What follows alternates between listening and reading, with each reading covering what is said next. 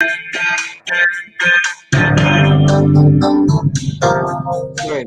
sorry. Be more serious. I'm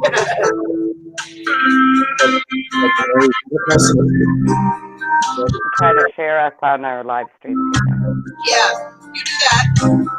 I don't know if I can. Hopefully. Let me try on mine.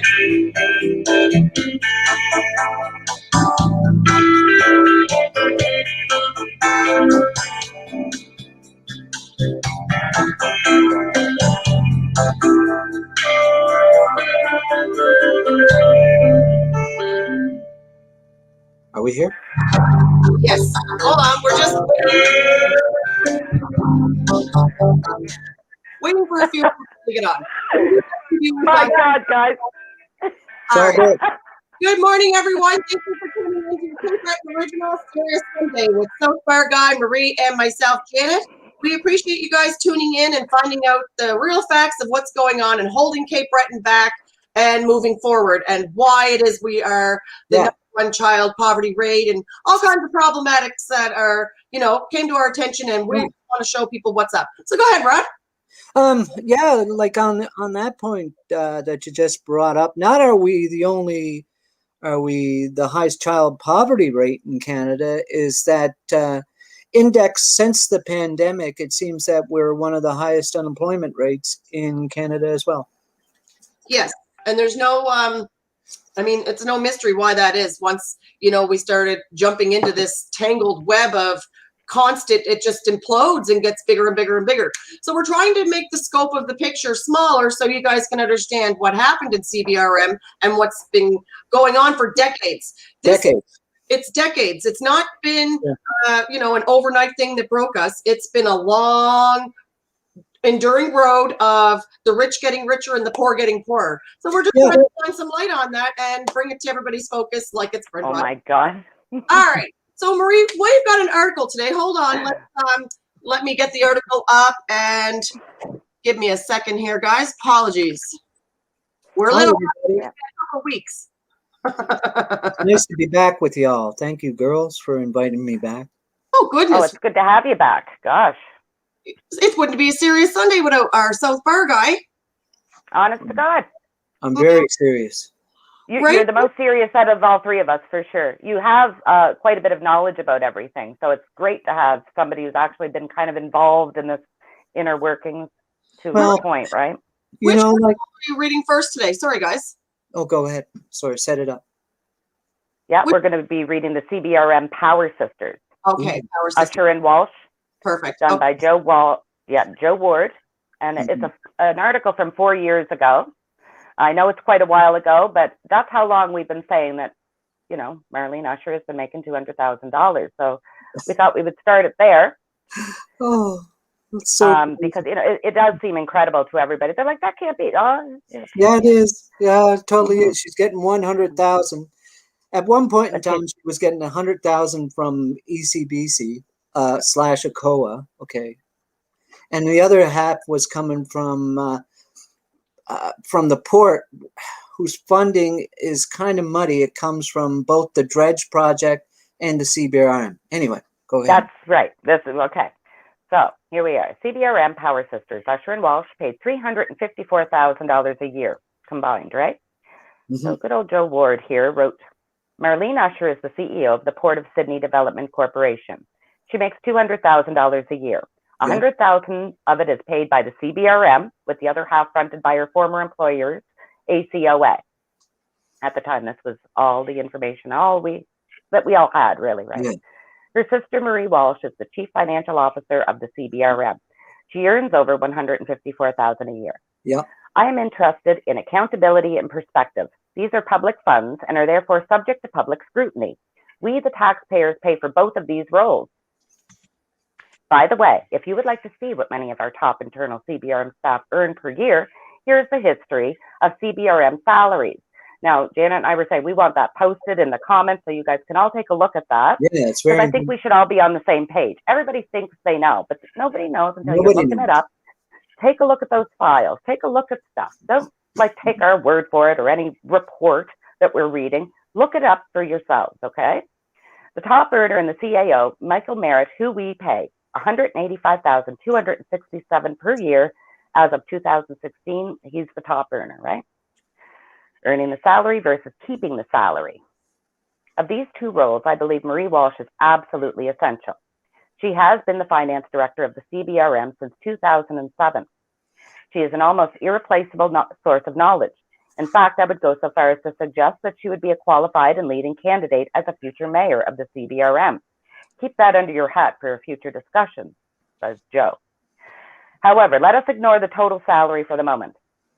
The anomaly worthy of closer scrutiny is less so about the very high annual salaries, and more so about how these high salaries are maintained after changes in the role. So like they're not even doing the same job, and they're getting the same salary, and sometimes even an increase, as you will see if you look at what Janet is going to post there.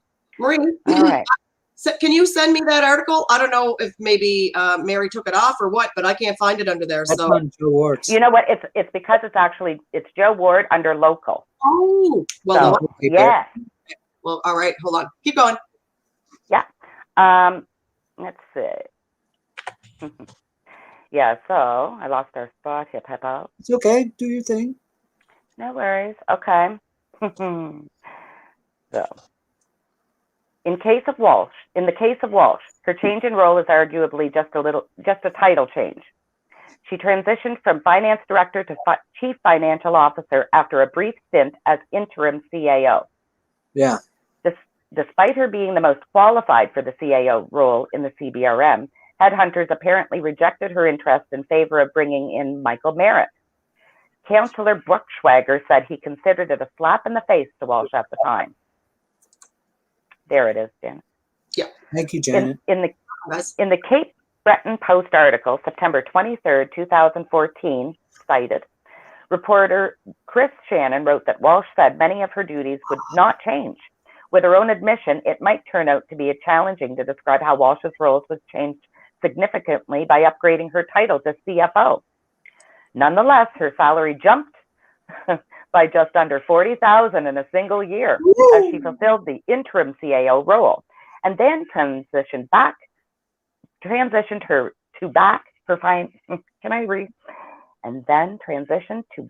to her finance role with a slightly modified title. Given the fact that CAO Merritt now makes over $185,000 per year, we can imagine Walsh's interim appointment to that role might involve a pay raise by title change alone. And she eventually became CAO. Yeah. What should be interesting to taxpayers is how, after CAO Merritt displaced her from her role, her salary did not return to the $107,438 range she earned as a finance director. Instead, it jumped an additional $7,873 over the next 2 years. It's like they just start making. That's our money, everybody. Yeah. All right. So where is there a pay scale on how? I know when I've gotten jobs in big corporations, Rod and Marie, you must know the same thing. There are yearly performance or semi-yearly performance reviews. There deliverables. Are expectations of what you are going to be paid, and that particular role that you're doing has an amount. There's like, I don't know, we pay this amount for this job, we pay this amount for that job. It seems that there's no actual scale there, and they just go by, I like you so much that you're just going to get paid whatever I feel like you should deserve. Not what, the industry standard is set, which is what everybody else goes by, or even where you're at, the regional standard for the area, which would again be slightly different than, a national. So, yep, carry on. Well, I'm just looking at that. I got a point, actually, adding to that.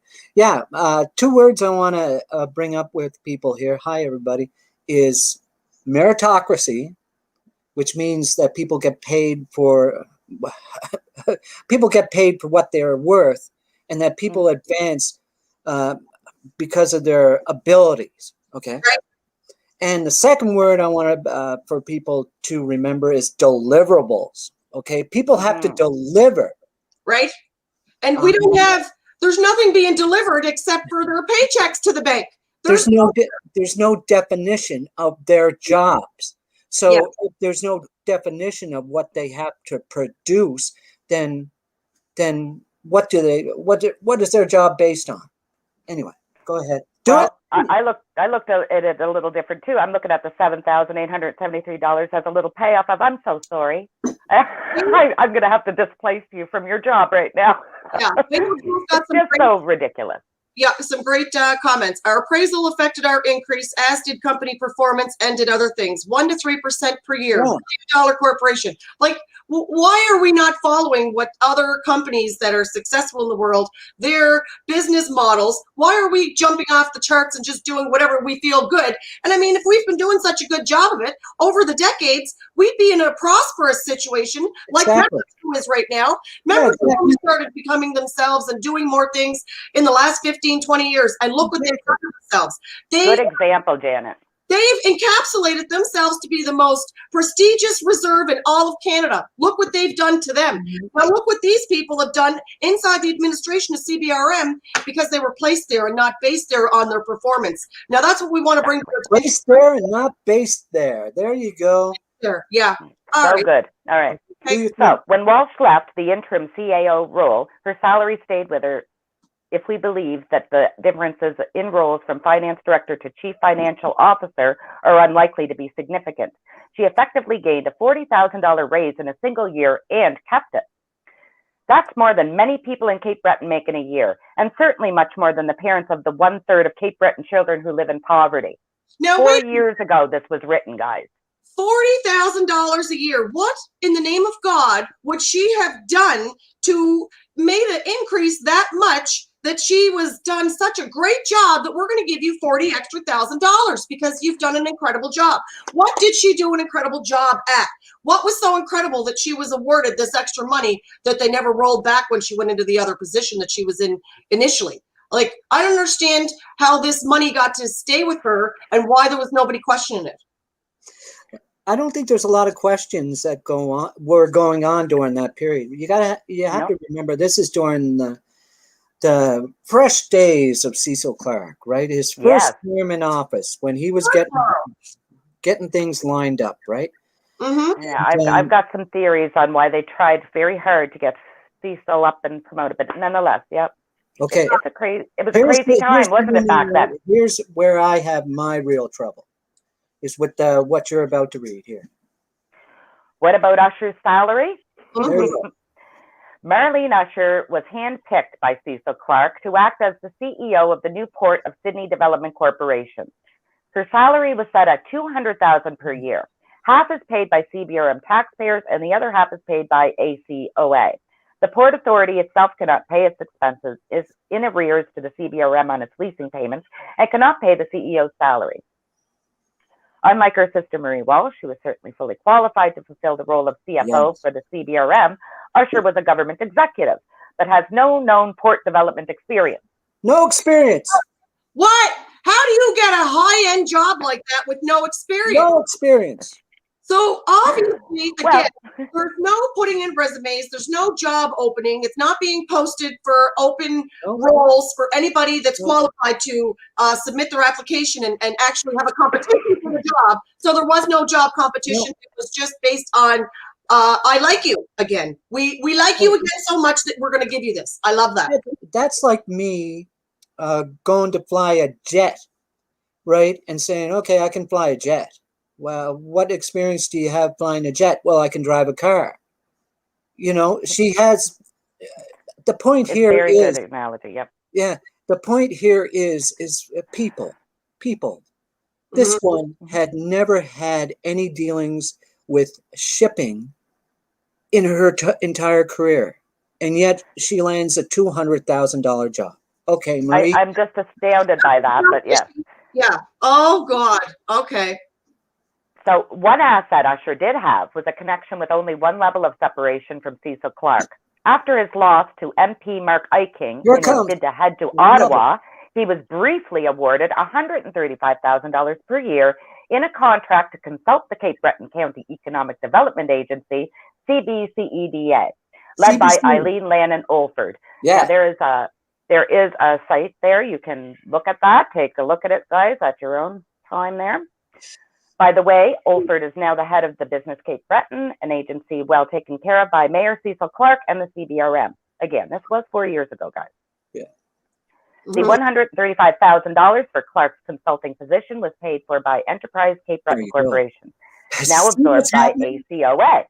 Do you see what's happening? The federal money to pay for their own salaries and to pay for their own contracts. What's going on? Here's another word, people. Patronage. Okay? Yes. That's exactly what's going on. Is that, okay, Cecil ran for the Conservatives against Clarke, right?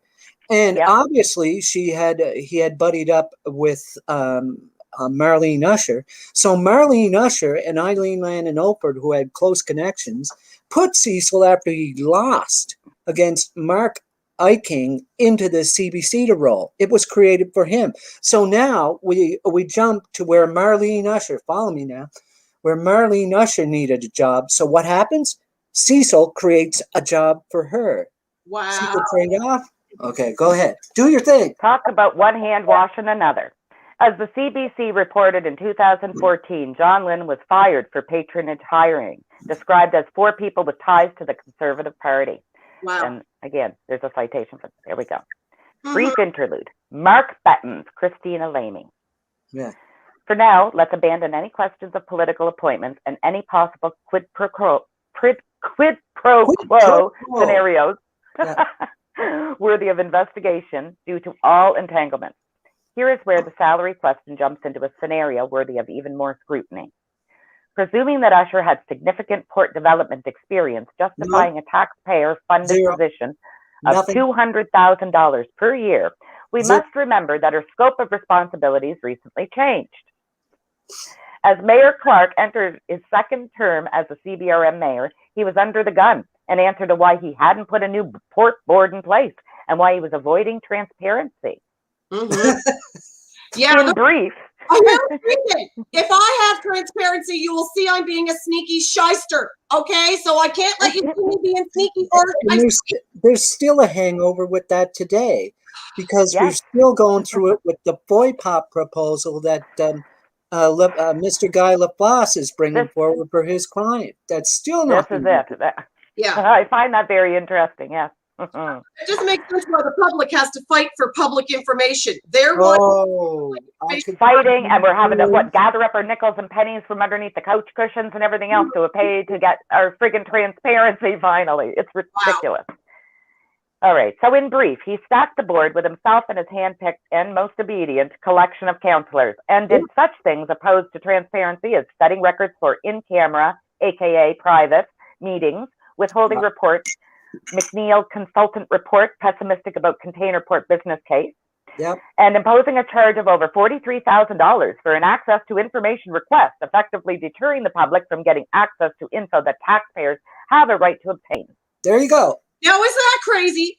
In order for us to get full transparency and to find out exactly what's going on behind their closed deals where they don't want us to know anything, they're making us pay as private or public or anybody, as citizens in general that are concerned. We have to come up with $43,000 to find out what these public politicians put in there by us. Oh my. Here's the thing. I talk to lots of people, and I recently had this conversation with a really high-ranking bureaucrat, and really high-ranking, and he got wound up. He's originally from Cape Breton. He's now in Ottawa. He got wound up. He said, "Rod, what's going on down there?" I said, "I don't know, man. You know, like it's." And I got wound up too, and he said, they try to intimidate.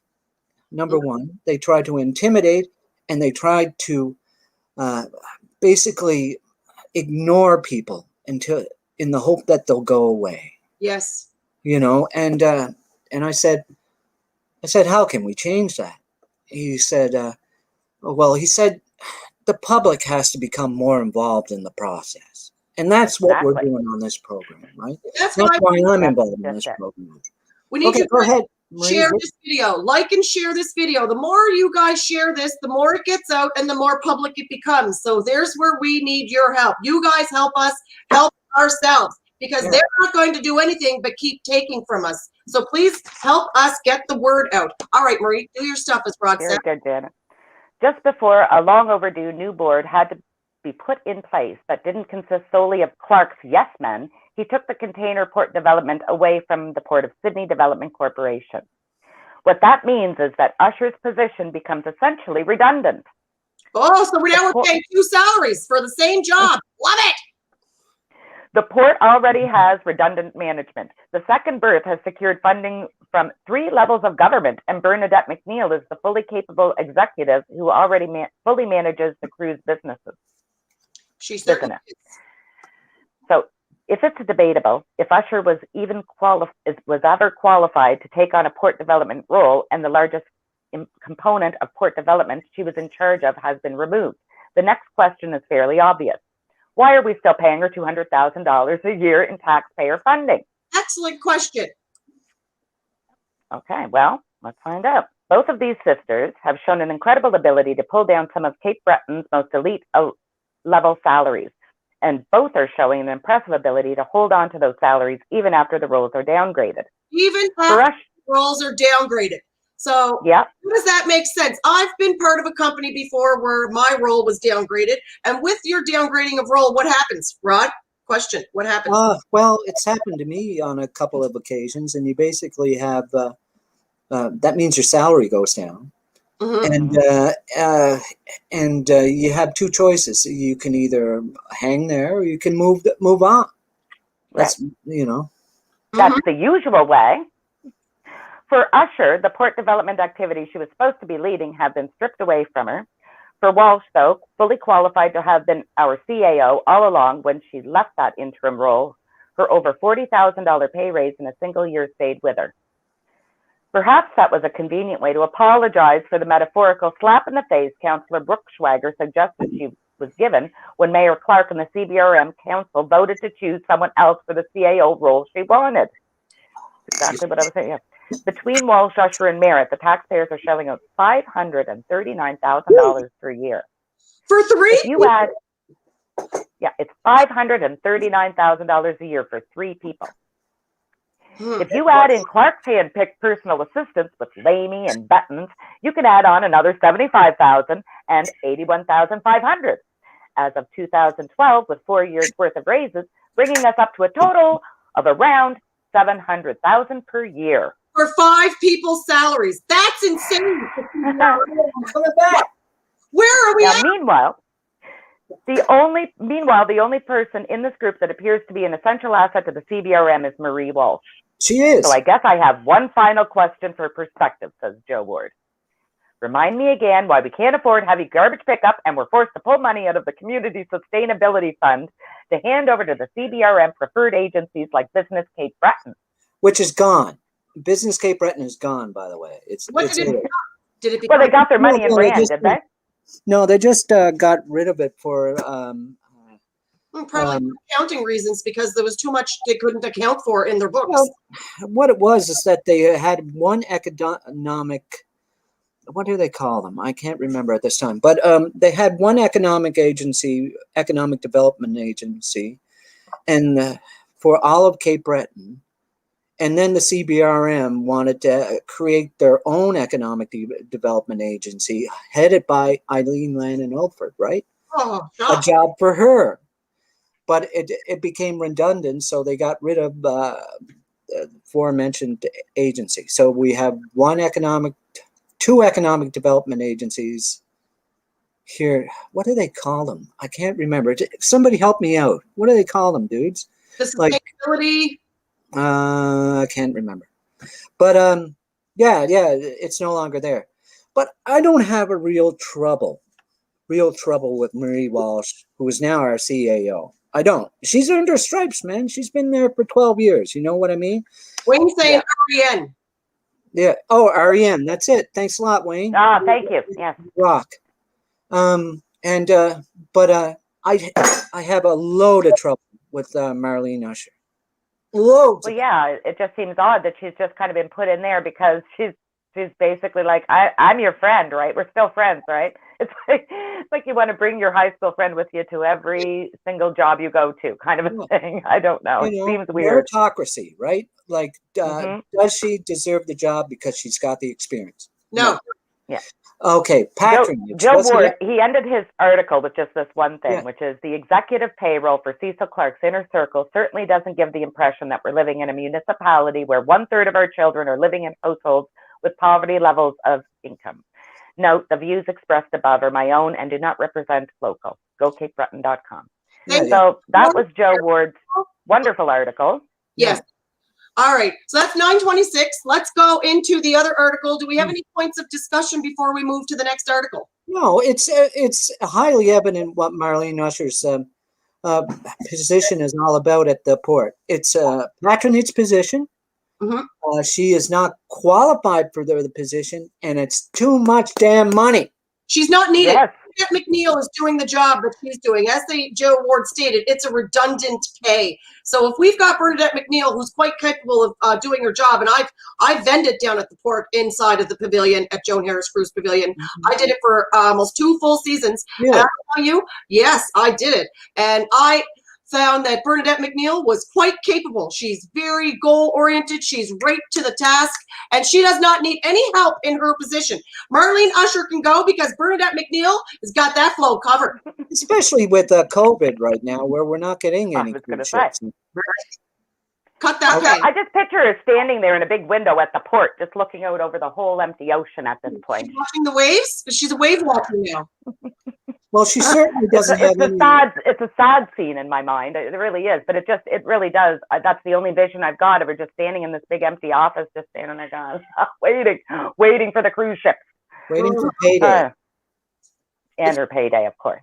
Okay. All right. So on March 24th, 2021, Mary Campbell wrote this article. Port CEO correct salary numbers, because Marlene Usher got, I think, a little offended by the fact people were questioning why. Oh, so bad. So sorry. sorry. So, since 2015, when she was seconded from the Atlantic Canada Opportunities Agency, ACOA, by means of an interagency agreement to serve as the CEO of the Port of Sydney, I had been reporting that Marlene Usher's salary was $200,000, half of that paid initially by the CBRM, the other half by ACOA. Perhaps compensation is a better term to use, as the $200,000 figure represented both salary and benefits for the position Usher was awarded without benefit of a job competition. Now, here's the thing. In a job like that, Marie, it is open to the public, all right? And they do a ad in the newspapers, and they're looking for the most qualified person to fill that position because it's a very high-end pay. Now, to have no competition and not open that up for the public to compete for that job, that's some shady shite right there. Yeah, and it goes, if I can interject again, it goes against all business principles. Yes, it does. And business practices. Integrity. They're gone. Yeah. It makes no sense to me. When I read some of this stuff, I just get so mad. I think of the company that I worked for, and I don't know. I just wish that I was treated as well as these two women have been treated. I just really do. So I repeated the figures recently in a report about the Port of Sydney's 2021 AGM, during which Port Board Chair Jerry Gillis lauded Usher and other port staff for taking a 20% COVID-induced pay cut. 20%. Well, I want you guys, I hope you guys will tap on that Port of Sydney 2021 AGM, because it is an interesting little, I watched it a couple of times now, honestly, and it can be boring at parts, but I like to listen to what they're actually saying, because it's just, I want you to watch it. I want you to hear what went on there. Yeah. But on Tuesday, I received the following email from Usher herself, who wrote, I am not sure where you got your information. However, I have not been employed with the ACOA for over a year, and they were not paying half of my salary for the last 2 years of the interchange. The port pays my salary. After the interchange expired, the board offered me a contract. My salary is well below the $200,000 that you referenced. Not sure where you got that, and has always been well under that amount, even under the ACOA. That's I'm bullshit. saying that very angrily, but I'm assuming that Marlene was probably pissed when she wrote that. Okay. All right. So let's Where see. did I get that? Yeah. Where did I get that information? Let's start with the video of the 15-minute 3rd of February 2015 CBR Council meeting. Again, give a tap on that link because you'll be able to see it. During which the governance structure for the new Port of Sydney Development Corporation and Usher's appointment were unanimously approved. Council was able to accomplish all this business so quickly because it had already discussed the matters in camera. Mayor Cecil Clark explains that Usher will be seconded for an initial term of 3 years at a cost to the CBRM of approximately $100,000 per annum. This was to come from the CAO's $150,000 professional services budget until such a time the port was self-sustaining. Copies of the interchange agreement with the federal government were circulated during the meeting. Clark makes a point of asking if they be distributed to the media, but were never posted to the CBRM website. The minutes of the meeting are available, but state only that the council approved the secondment of Ms. Marlene Usher.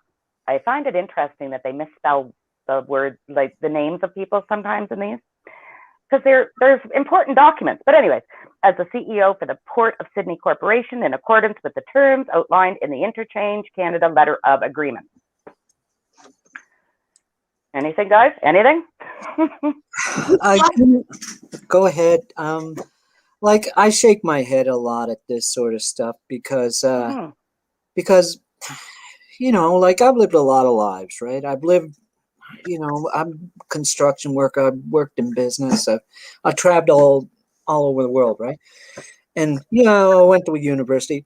Whatever, it doesn't mean nothing. But here's the thing. In my life, whether I was working in construction or working in business, whatever, you get ahead by working hard and the skills you earn and what you got, right? At least you hope. But these people don't. They just don't. That's the funny part to me. Okay. Anyway, I got bummed out there for a second. Go ahead, Marie. No, I have to agree with you there. But I've got to tell you, when they start telling me how hard these CEOs work and these managers work and such, I get pretty pissed because I hate to say it, but I remember the job I had, and they physically worked me to the point where I couldn't work anymore because they did not want me there. And when they don't want you there, they will push you out. And when they do want you there, they will raise you up as high as they want. There is no actual fairness in order. It is favoritism and bullshit, basically. Pardon my French, guys. Okay, hit it. No, we're talking for the people. This is what this is about. So the Cape Breton Post reporter at the meeting, though, would obviously have received a copy of the interchange agreement, and he reported, the Cape Breton Regional Municipality created the executive level position to offer strategic guidance and enhance marketing efforts for future port development. CBRM Chief Administrative Officer Michael Merritt stated in an issue paper before Council Tuesday. ACOA and the Sydney Ports Corp will share the cost of Usher's salary and benefits, which amount to $200,000 per year over a 3-year renewable term. However, the CBRM will cover half the cost, $100,000 from its CAO's professional services account until the new port board is financially viable. That bothers me a lot on all kinds of levels, and it does many. Well, I mean, 6 years. So go ahead, yeah. If the $200,000 figure was incorrect, why wait 6 years to correct it? For that matter, if you were going to correct the salary figure, why not provide the actual correct figure? Yeah. Usher's salary was considered public information when the deal was initially sealed. Has something changed in the meantime, Mary asked? No. The public, it drives me nuts because it's true. They do change the rules all the time. They just don't tell us they changed their rules. They're not rules for everybody. They're their little rules. It's games they're playing. No, it is rules for everybody. But the whole thing is that if these are public servants, right? If you are paid by the people are your bosses. That's right. You know, and the boss gets to inquire, who is you and everyone listening on here? We get to ask the questions. Yeah. Okay. But we're being paying $43,000 to access the FOIPOP? What is that? How is that helping public? That's sticking. I could see me going to the CEO of my former company and saying, if you want to know what I did on Friday, in between 2 and 3 in the afternoon, you owe me some money, buddy. I'm gonna charge you for any information you want from me while I'm in the position that you yourself are paying me for. That is crap. You know, I brought that direct question up with my friend who I was speaking about earlier, the bureaucrat, the high-ranking bureaucrat, and he said, "Rod, it's more than evident they don't want to give anyone the information, and in order not to give them the information, they're going to price it way out of their range. Who's going to pay that? Who exactly? Who can afford that? They know who can afford that. It's a tactic and a strategy." Wayne O'Toole's hit the nail on the head, and this is what I told Marie from the very get-go. As a class action lawsuit needs to be held against these people, they need to be accountable, and they need to pay back the money they stole. And they did steal it, and we will tell you how. Now, watch what you're saying here. Watch what you're saying. Hold back. When you go through and get money, and you don't follow the processes that the money is supposed to be, allotted to, that's theft in a gray area.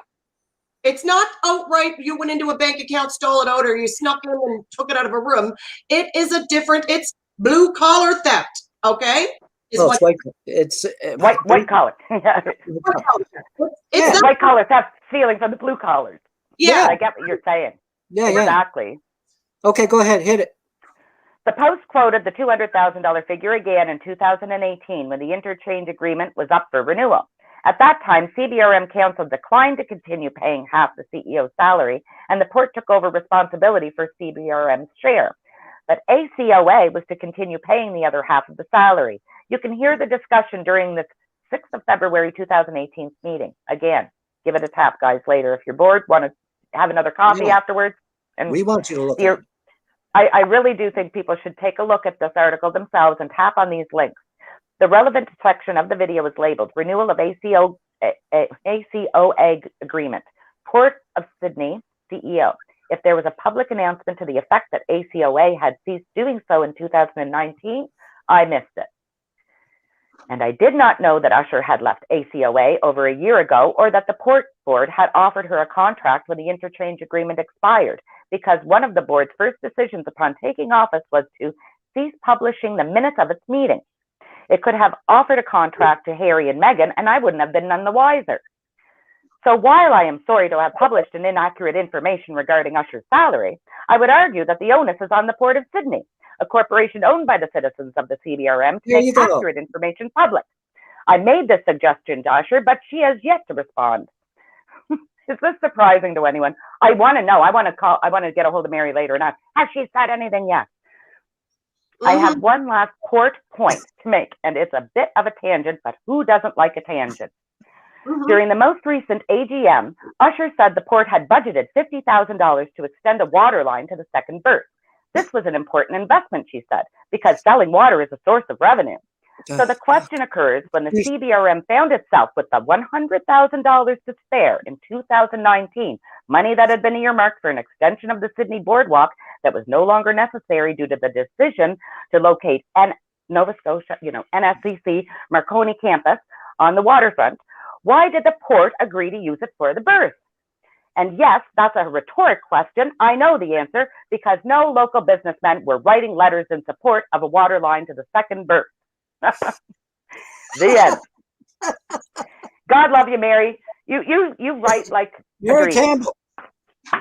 Mary Campbell. Yeah. I think that was incredible, because she basically just lays it all out for everybody. Like, look, I know that I misinformed y'all, but it's because I was misinformed myself. She's letting you know, right? Yeah, and and on top of that, Marie, you're exactly right. And on top of it, Marlene Usher still hasn't told us, the public, how much she's actually making. Right? Because simple, a snippet. She lied. the federal government gives you when you do your taxes every year. You can easily show a snippet there. You could show a pay stub because, it usually accumulates or tallies what you've been paid up to date. So the end of year December paycheck would reflect what you were paid for the rest of the year. I mean, it's not hard to show people what you make if you sincerely want people to know and you want to be honest about it. She clearly does not want people to know what she's making because she's not shown anybody or proved indifference. Yeah, and like what bugs me there again is is that she says I've never made $200,000, but the record's there that she did. So who's lying? The public records and these meetings that took place at the annual general meetings, the board meetings. So I guess everybody involved in those meetings was the liar, but she's telling the truth. Yeah. As a matter of fact, I don't know. We have time. Do you guys want to? It's a long one. The annual general board meeting. I guess you're calling it there, Janet. I love it to call it AGM because every time I say that, then I don't have to really think about what the actual words are. Ooh. Yeah. Oh, this one. Yeah. Is this where they talk about the Ferris wheel? Yes. Yes, it is. And I love it because everybody made me sound like a freaking joy killer when I started talking about, oh my God, please write to your counselor and your mayor if you do not want a Ferris wheel because, my Lord, they're talking about this like this is a feasible thing. Well, somebody went off and ran with that and started acting like it was an actually happening thing, which then made it all look really ridiculous. Listen, but the fact of the matter was, I was so upset, like to even hear they were talking about it. They said that they had rented it at one point and it had done so well for the couple of days that they felt they should get it. Well, I mean, it's right in the article. McDougall, along with councillors Eldon McDonald, Erling McMullen, Gordon McDonald, took in Thursday night's meeting with District 5's Eldon McDonald, voicing the most praise over Usher's ideas for future port development. And among Usher's wonderful ideas included potentially turning the port waterfront in a beachfront area with a Ferris wheel nearby. Now, who doesn't enjoy a beautiful polluted beach with a big Ferris wheel that's going to blow the hell out of you with the wind off the water and the weather and the whatever. I mean, okay, go ahead. I was just going to say, I feel bad for the people over in North Sydney, all the little kids over there staring across the port over at good old Sydney with their big old Ferris wheel. Once again, I mean, and I don't even live in North Sydney. I live in Glace Bay. We got nothing here. Nothing here, John Edwards. Please help us out here, John Edwards. We could use some revitalization in our District 8. And we got a lot of stuff going on with that, as we know anyway, with the bridge and all. For Ferris wheel. But North Sydney would be having to look across and see that every day and go, well, there's money well friggin' spent, isn't it? And in the meantime, they took away their park on the waterfront to put up one of Cecil Clark's pet projects, CME. What? The one Janet and I were at, I bet. Mm-hmm. I think so. Oh, Janet, really? Okay, we're going to have to look into that. So, I mean, I don't know. It's just so much corruption going on here. Money's being spent so wrong in CBRM, and people are not being allowed to have any input as to what's going on. We're being promised all this transparency and all this input, and all we're getting are more money going to studies that were already done, studies that have been redundant. Like me and Marie went to the Myra Gut Bridge discussion last week, as a matter of fact. And while we were there, the engineers and the people from Transportation Infrastructure Renewal, God love Diana McKinnon Furlong for having all of her ducks in a row and all of her information. She brought up to these guys, these engineers, about all these studies that were done, environmental impact studies and studies for grades and slopes of land and all this other things. And they had no idea about these studies, had no clue. And it was a shock. Almost $200,000 in studies. And you would think if you're an engineer, you were going to at least look at the impact of these studies that were already done, already placed and put into public information, and yet it was like they were beat with I don't know, they beat with a stick. Like what? It was a sin, wasn't it, Janet? We have it on. You guys can go back and look at that. Actually, Janet and I were there and recording it live, and you can take a look at their faces when Diane is asking them about the $100,000 study here, $70,000 study there. What's going on? And the guy's face, and I felt so bad for him because clearly he was not informed of these things. Yeah. or something. Somebody dropped a big old ball out there. Sometimes when the engineers go into a meeting with the public, right? It's just like if you're talking to solicitors, is that they feel that they're a little step above you, and they go in a little uninformed, right? But when they're faced with the actual facts, right, of a subject, they kind of go, "Oh, I don't know, whatever. Yeah, I guess so." Like, but we'll have to look into that. Is what we kept hearing. We'll have to look into that. We'll have to look at that. Obviously, they weren't prepared. They weren't prepared, like in terms of the project, and they weren't prepared for the people that were there. My favorite part, though, Janet, do you remember when they were talking about, well, that is actually going to cut off access to the public beach for these two private elites who want that beach was going to be their private beach, it looked like. And then Diana's like, what, wait, what, pardon? I believe that's my access. I loved it. It was like, okay, so this is the kind of thing that needs to happen. Community meetings like that over everything. Yes, more public input, because without the public's input, how do they know what we want?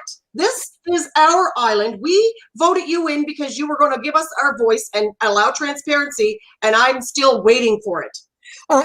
If I could go back to the port and the construction of the second berth, and it's been something that's bothering me for a long period of time. Please do. The thing about the port and the constructions in particular about the second berth, has anybody heard about an environmental study for that? No. Should there not have been? It's on water. Everything to do with water has to have an environmental impact. An aesthetic study was done? No. Now remember, gals and everybody out there, as Nickerson used to have an industrial site on that property before it was removed. Okay, yes. If you have an industrial site where it's transporting petroleum. Oh my God, I didn't know that. Yeah, whatever that's going on there, right? I have not been here for so long. Wouldn't you have like an environmental study of possible contamination of that site before you actually construct a second berth where you're going to be bringing people onto it? Yeah, that's a great point, Rod. I wonder why that wasn't done. I mean, it must have been not done because they didn't want to have things found. Have they ever mentioned it? No. No. And the second thing about that second berth, right? How much is the CBRM paying for it? Okay. So that's the question I've got about the NSCC campus as well. That's another thing. We don't seem to know what we actually are paying for it, but yet we've broken ground on it. Well, no, we're getting paid for that. The CBRM is. We're getting paid for that. Okay, well, there's something that I was reading where we don't know what the cost of the land is. So if we're getting paid for it, we don't know what we're getting paid then. Because they don't know. Yeah, we don't know what we're getting paid for, but we more importantly, we don't know how much we're going to pay for Nickerson's property yet. We don't, and we don't know if there was an environmental study done to that property. Maybe somebody out there could help me out with that. But in all the literature that I've read about that second berth, there's been no environmental study, and that goes back to your question about out in Myra. Like they had this they had an environmental study for out in Myra, but why didn't we hear about the environmental study for this second berth? Great point. That's an excellent point because I mean, they're both dealing exactly with the edge of the water, and anything that deals with the edge of the water has to have that environmental study. And to my knowledge, it's not been in the forefront of any discussion here in the municipality. It's been not in any of the newspapers or articles that I've read.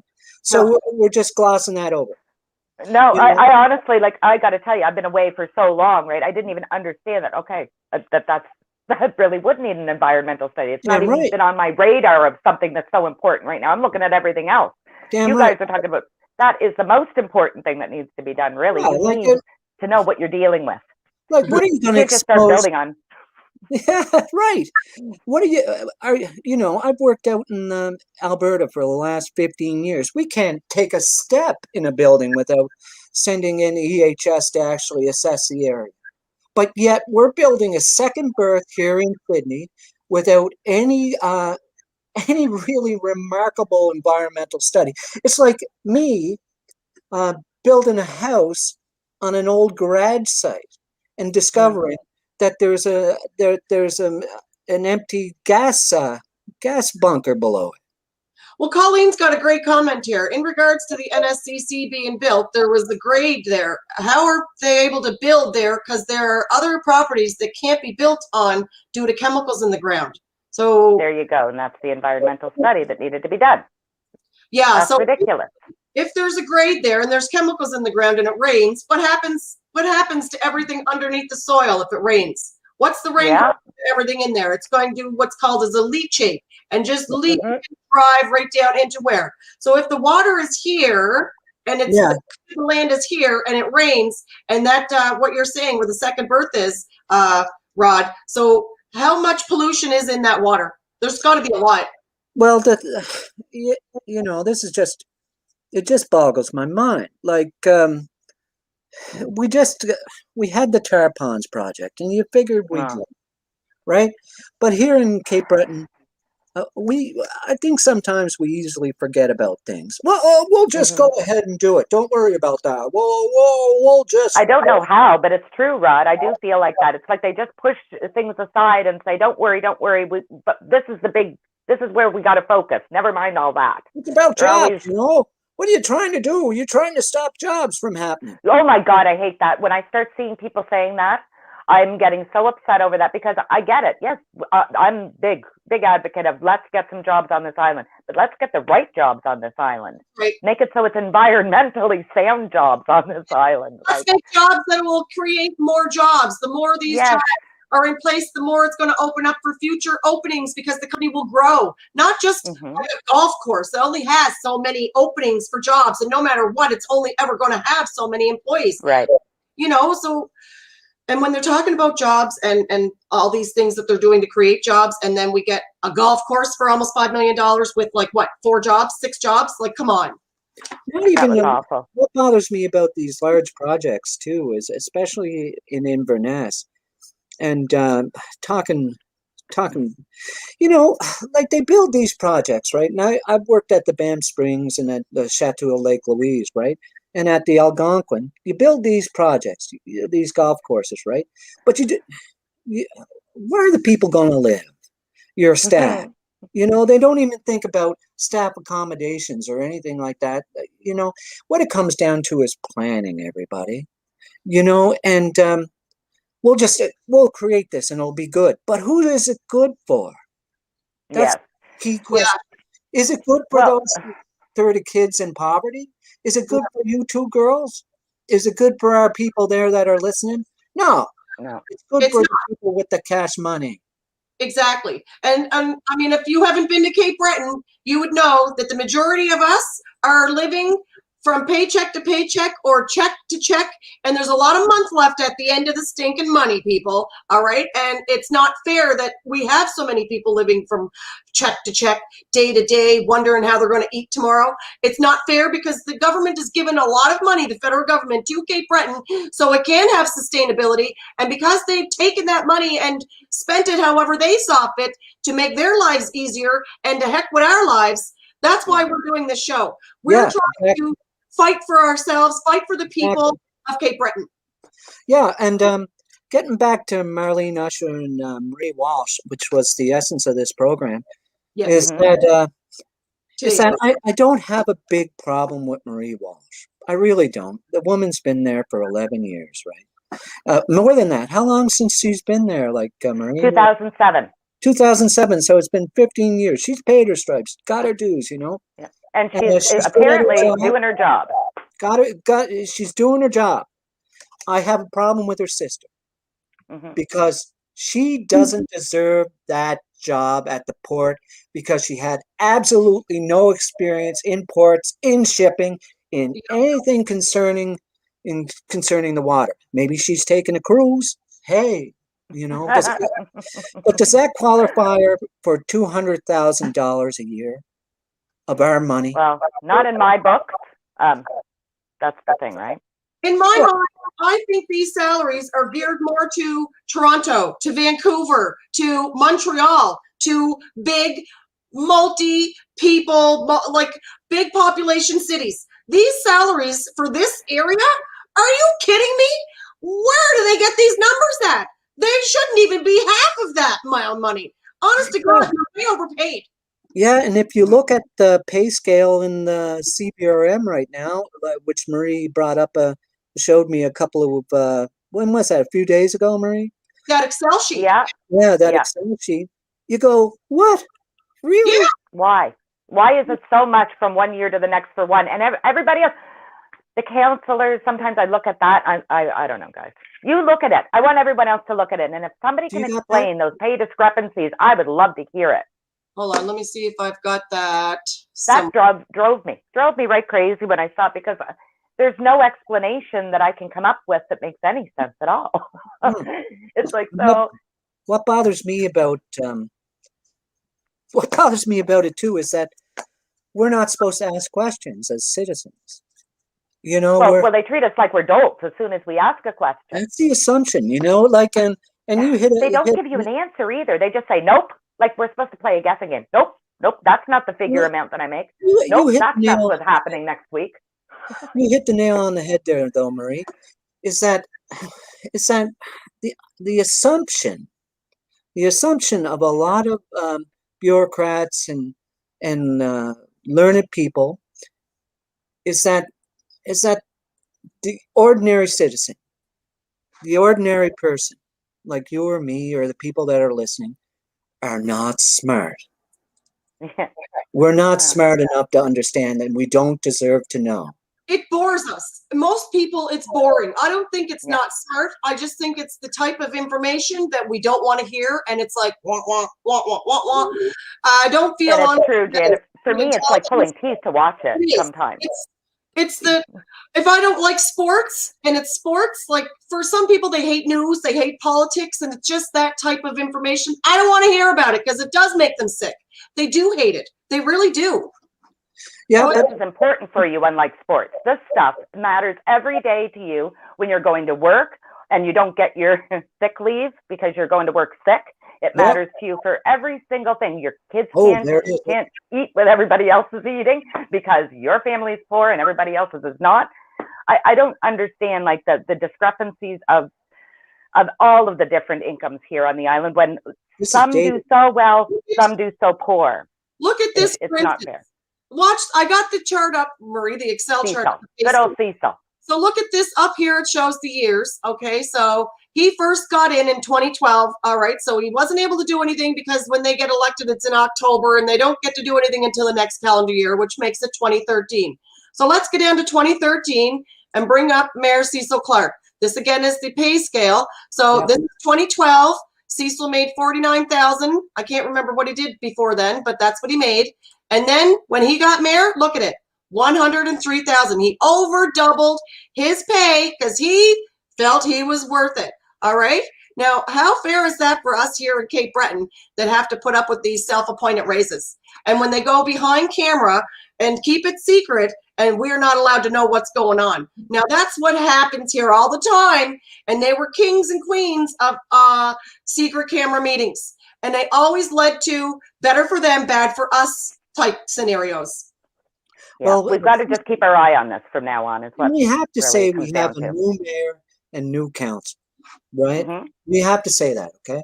Yes. And there's not as many in-camera meetings going on now. There's just not. No. But well, they all the candidates went with transparency. Every one of them. They were all talking transparency. Yeah. And Gordon McDonald, man, I tell you, kudos to you, Gordon, all the time because you do what you said. All right, look at this here, guys. Do you see this one here? This is the lawyer here for the CBRM. Now, he wasn't a lawyer for CBRM in 2012. All right, the year Cecil got elected, and he wasn't for 2013, the year after. But look at Cecil made sure that he got him in 2014, and then for whatever reason, he got himself what, a $14,000 raise for, you know, seeking doing his lawyerly job. All right, so why are you going to give a lawyer who's contracted or subcontracted, you know? And I mean, is he solely just the lawyer for CBRM? Are you kidding me? Look at those prices. I can't comment on that. I know I can't. I just can't. But Yeah.